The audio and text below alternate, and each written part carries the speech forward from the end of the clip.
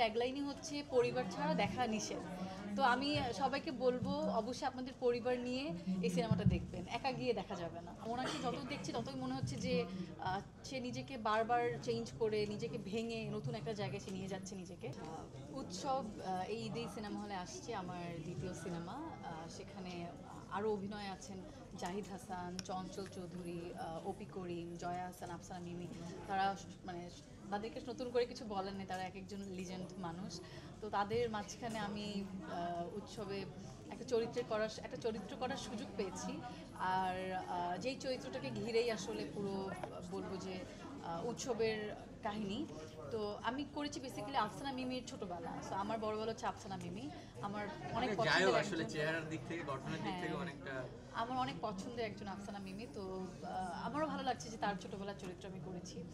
আর উৎসবটা এখনও যেহেতু কিছু রিলিজ হয়নি, মাত্র আমাদের কাস্টিং অ্যানাউন্সমেন্ট হয়েছে, কোনো ট্রেলার বা কিছু আসেনি, তাই আমি বেশি কিছু বলতে পারবো না। কিন্তু আমি বলবো উৎসব একটা পারিবারিক ছবি, যেই সিনেমার ট্যাগলাইনই হচ্ছে পরিবার ছাড়া দেখা নিষেধ।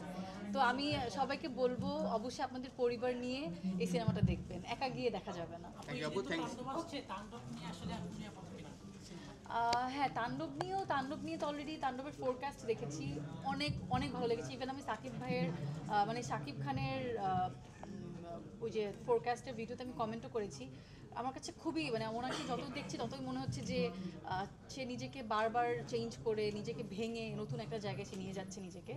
তো তাণ্ডব আশা করছি এটা তো আসলে নতুন করে বলার কিছু নেই, তাণ্ডব যে তাণ্ডব করে ফেলবে। সাথে আমি চাই উৎসবও আসলে সবার আর ঘরে ঘরে যাক, সবাই উৎসবটা দেখুক, সবার মুখে মুখে যেন উৎসব থাকে।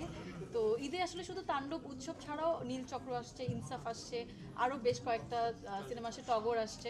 তো এগুলো সবাই দেখবে। বাংলা সিনেমা যেহেতু বলা যায় যে সুদিন ফিরে আসছে, তো বাংলা সিনেমা আমাদের সবাই আমাদেরই যদি সাপোর্ট করা উচিত। আমরা যদি বাংলা সিনেমাকে সাপোর্ট না করি তাহলে হচ্ছে যে আসলে পিছিয়ে যাবে। তো আমি বলবো যে সবাই প্রত্যেকটা সিনেমাই দেখবেন আর কি।